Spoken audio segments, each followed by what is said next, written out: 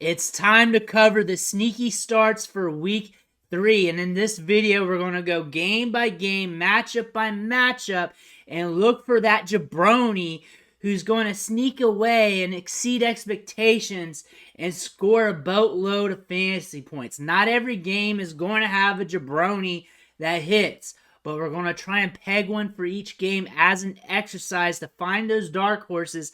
This is going to help you set your lineups, help you mostly for DFS and deeper leagues, but it's a good exercise so you can take a look at these game scripts and figure out which ones are going to break. So if you're in a rut and you need to pick somebody up off waivers and throw somebody in, I got you here with this video. If you have any questions on setting your lineup this week, who to start, drop that in the comments below. I do that in the sneaky start and must start videos every single weekend. Saturday night, Sunday morning, I'll look at them and I'll answer all of them for you guys. So make sure, hit those questions in the comment section.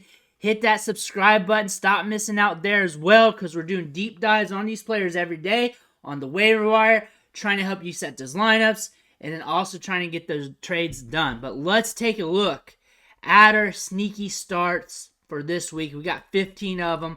First matchup, we're looking at Denver Broncos at the Miami Dolphins. We got a 48 over-under here. Dolphins are predicted to win this game. Could be a high-scoring game. Dolphins are going to try and push the pace. This could be an interesting matchup here. We could have some jabronis hit in this game since there's high probability of this game script breaking, maybe going nuclear, or it could get a little bit of ugly. But let's take a look here. Durham Smith. He's been getting a lot of opportunity these last few weeks. 10 targets at 13.7% target share. That's with Tyreek Hill eating in this offense. Him getting that high of a target share indicates that he's a big piece of this offense. Ran 74 routes in 2 games, a 93.7 route participation rate. He leads all tight ends in the NFL in route participation rate, and he runs half his snaps in the slot. This is a tight end you want to look at, especially in these plus matchups. This might be a slower matchup for the Dolphins, but they're at home, and they like to move the football through the air.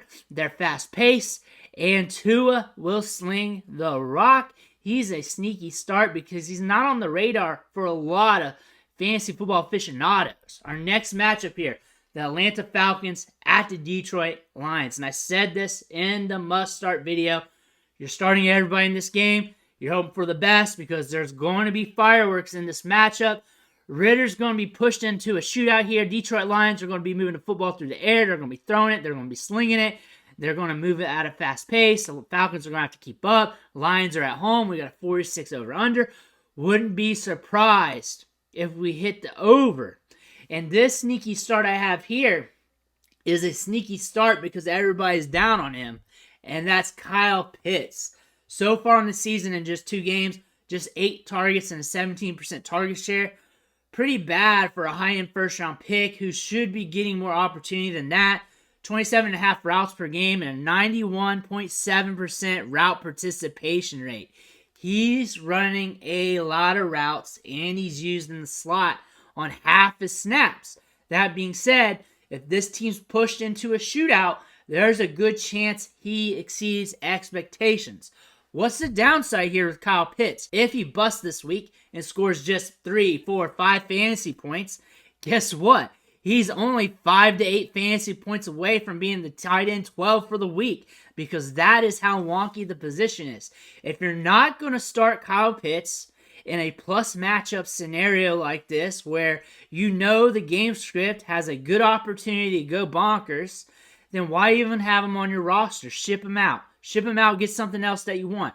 Get more running backs, wide receivers, or whatever. If you're not going to start him in a game like this, why have him on your team? If you're too scared to start him in a game where there's a good chance that they're going to score a lot of points, move the football, why have him on your team? He's a sneaky start because a lot of people are down on him still.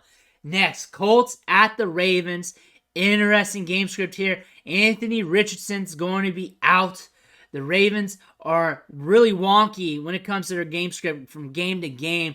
Mark Andrews is the reason for that, because any game script, he can get a 50% target share. Really screws over the wide receivers. Plus, Lamar Jackson's good to take it down and run with it a few times a game as well. 44 over under here. So they're saying, hey, this game could be slow or this game could be fast. That's what they're betting at. They're also predicting the Ravens to be up in this game, which is very likely. That means they could be running the ball. But looking at this game, Josh Downs running some snaps in the slot, getting 12 targets in 2 games, so about 6 targets a game, 17% target share right now. Colts are behind. They're slinging the rock. Maybe you get some targets with Anthony Richardson out. Maybe you get some opportunity as the Colts are playing catch-up. Maybe they lock down Michael Pittman and say, hey, beat me with somebody else. Josh Downs, a very nuanced wide receiver, plays bigger than his size. Good in the slot, can be on the outside too because he's very nuanced, good route runner. He's a technician, and I look for him to do better throughout the season, get more opportunities. I don't expect him to go gangbusters, but he's going to be good on the Colts, and he's going to be a good pop gun wide receiver out of the slot. Next, Buffalo Bills at the Washington Commanders. Can the Bills push the pace in this game and get some fireworks out of this over-under? Can we hit the over here? We might if the Bills can push the pace, get up early, and push the Commanders to throw the ball. We could be getting some interesting stuff in this game. I'm really watching this game to see what happens because it could get really ugly too because the Commanders at home. If the Commanders can keep it slower, if they can in the beginning of the game, it could get ugly. But I see this game going off the rails. I see it going off the rails. I can see it go both ways, but I think this game goes off the rails. That being said, I think Dalton Kincaid is going to get some opportunity in this game. Dawson Knox, when you look at the numbers here, he's running almost identical numbers workload-wise to Dalton Kincaid, which is very interesting. So it could go either tight end here, but I think the volume is going to go to one of these guys, most likely Kincaid. Had a good week last week. He's getting targets. He's getting opportunity. He's running work in the slots. I look for him to have a good game here soon, and I think this could be the game script for that as he gets some opportunity here as this game script can get a little wonky, which means the tight end could be getting some targets. Next, the Patriots at the Jets. I'm expecting a slow one here as the Jets run just 47 plays per game. Should be a slower paced game. The Patriots, though, are pushing the pace in these last 2 games. They're throwing it more than predicted. So this could be an interesting matchup here. 36.5 over under. We might hit the over, or it could be ugly and nasty. But it's going to be an interesting one to see because of this matchup and how wonky things can go. Again, if Zach Wilson goes hand and start throwing picks, this game script could go off the rails too because the Patriots can't throw the ball. They'll throw with volume. They'll throw it downfield. Mac Jones, one of the top quarterbacks in the league in air yard attempts, throwing it downfield right now in just a 2-game sample, but still that's saying, hey, they'll push it if they need to, and they'll do it. But we're going to be looking at Allen Lazard in the Jets offense because what if Garrett Wilson gets shut down on a couple series, some targets go to Lazard, maybe he brings in a touchdown. Again, if you're running a 98.3 route participation rate, you're going to be scoring some touchdowns throughout the season. There's going to be some games where you're going to be fantasy relevant. Maybe he brings in a touchdown. Maybe he catches a few balls. He's getting 8 targets on the year, 4 targets a game. So not super volume-esque, but still, you're out on the field. You're running routes. You're running about 30 routes a game right now. This might be a slower game. Maybe you run 25 in this one. But still, you're getting opportunity. And maybe since this is going to be a tougher matchup, maybe you got to go to Lazard on some. Maybe you got to go through your progression, see Lazard open, or just whittle it down to him. Maybe he'll get some opportunities in this game. That's why he could be a sneaky play.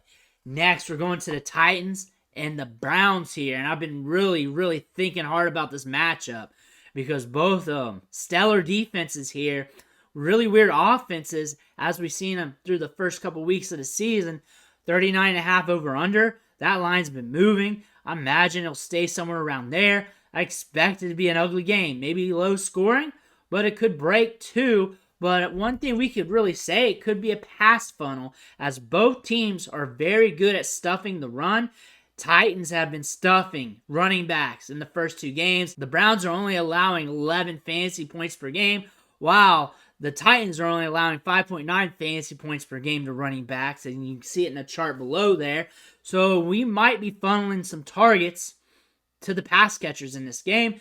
The Titans, I can see them pushing it with Derrick Henry a little bit, but might not be as consistent as usual. Burks has 7 targets and 12.3 target share. Again, if it's a pass funnel game where these teams have to throw the ball a little bit extra to move the football, or at least mix it up a little bit more, then you might see some ancillary targets go to the second wide receivers, third wide receivers in this game.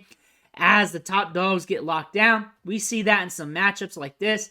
So a guy like Burks or Elijah Moore could exceed expectations in this matchup. It's good for second wide receivers, third wide receivers to be very sneaky in matchups like this.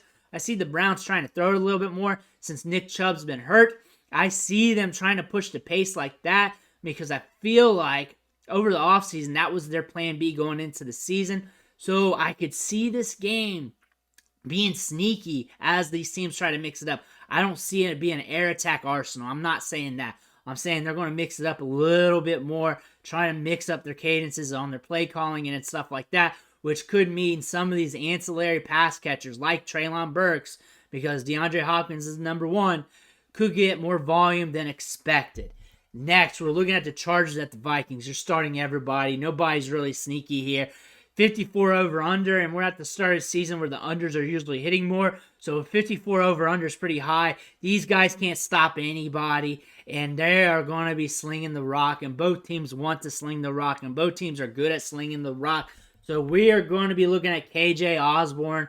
12 targets in 2 games, 13.8% target share, and he's running 44 routes a game. He's on the field getting opportunity, and there's a good chance he brings in a touchdown, see some targets, see some volume.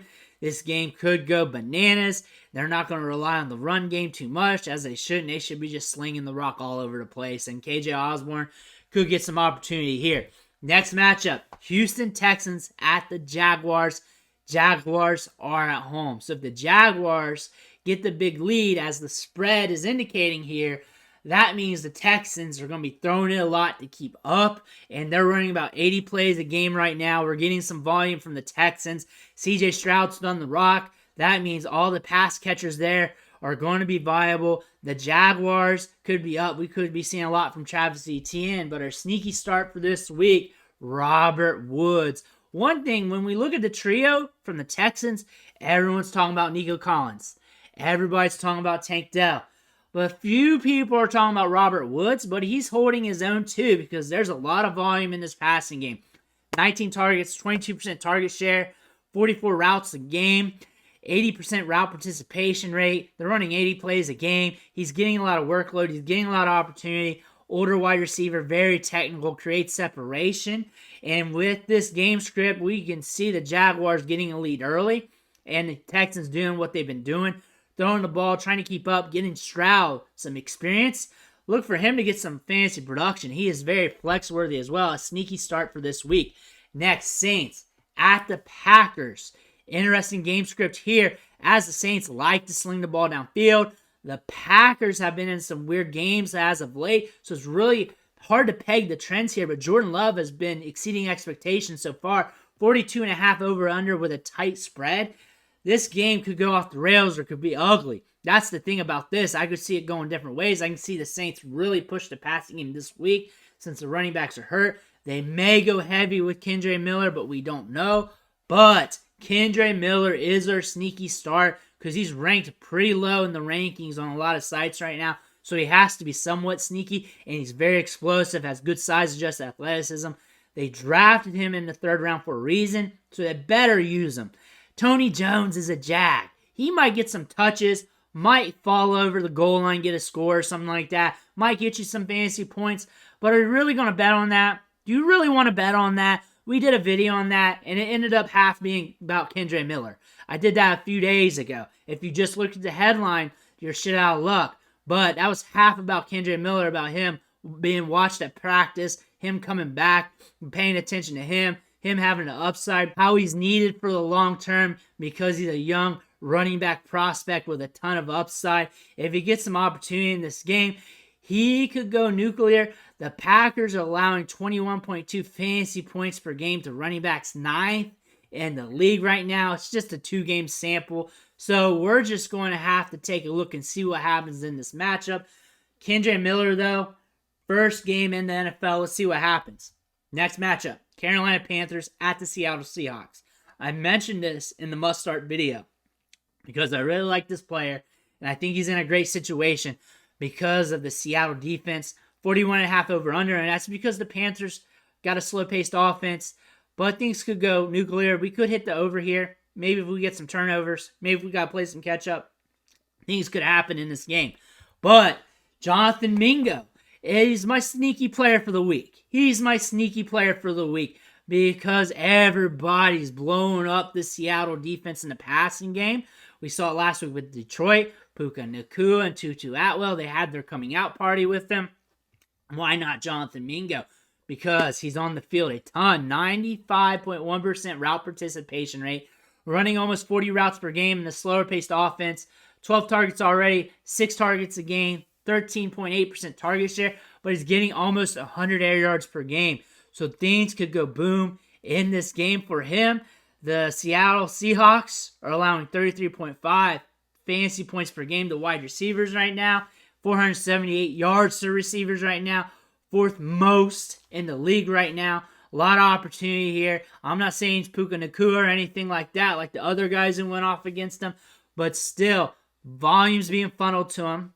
Young wide receiver with the upside. Nobody's talking about this matchup, really. And this could be the coming out party. This is a sneaky guy right here. Are you starting him? More than likely not. But if he's on waivers and you want to get ahead of a waiver wire party, you may want to stash him just in case because this is a juicy matchup. And then maybe you could trade him or something or just have him. But maybe we get something out of this game. Next matchup, Cowboys at the Cardinals. This is an interesting one when you look at the over-under, but it really depends on how the Cardinals do on offense. Diggs is out. That's going to reshape the defense a tiny bit, and we're going to have to see what happens with that. But if the Cardinals cannot commit turnovers, move the ball, hold the clock, and really prevent the Cowboys from getting up, then maybe we can get a game out of this. However, I want to see if we can hit the over here. And we can get that if the Cardinals commit some turnovers.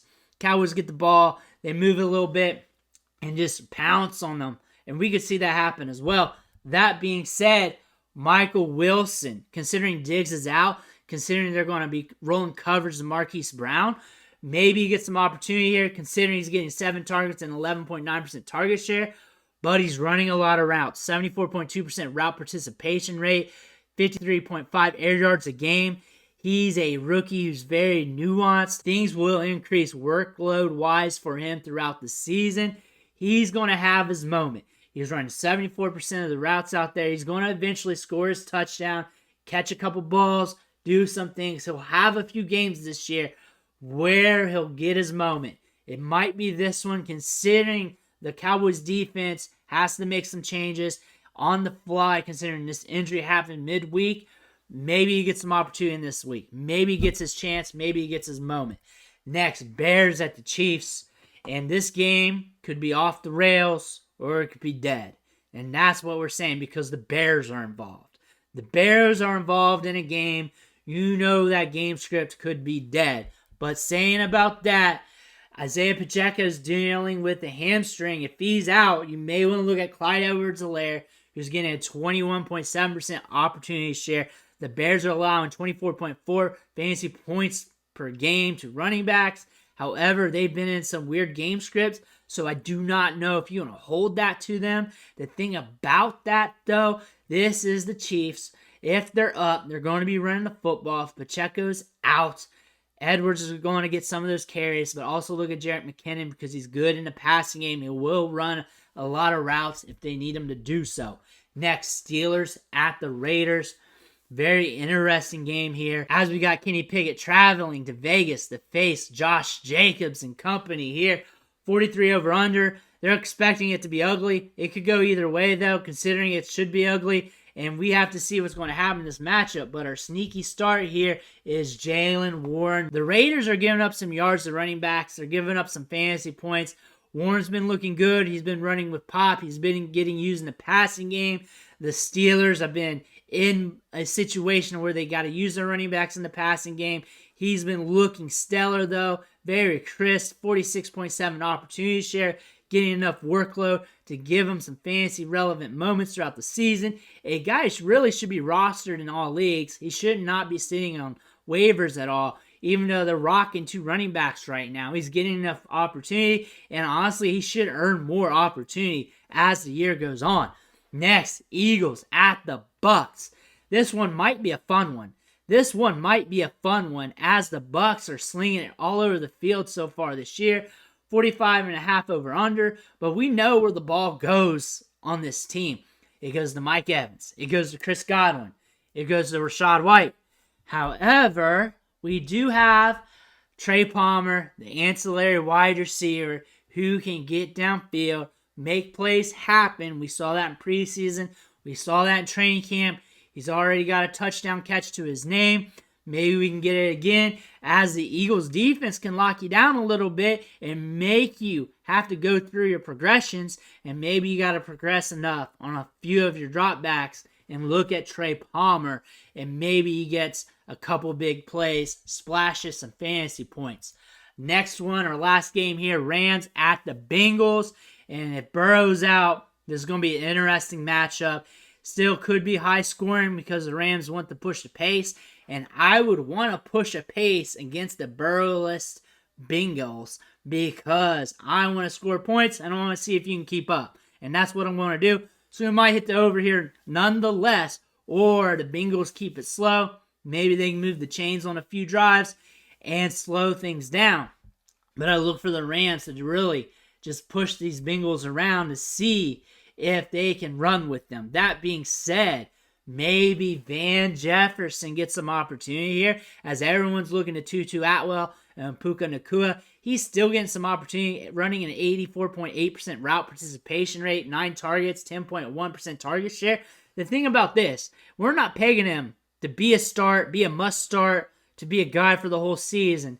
The thing about him is he has a moment every year, like 1 or 2 games, where he has a big game. This kind of makes sense against this Bengals defense, against this game script, where if Burrow's out and they're ahead a little bit and they're moving the football and they're trying to lock down Puka, they're trying to slow down Tutu, and you go through your progressions, there's Van Jefferson, you sling him a couple dimes, he catches them. Next thing you know, he miraculously has 12 PPR fantasy points, and that could happen. Brings in a touchdown, catches a deep ball, maybe 2.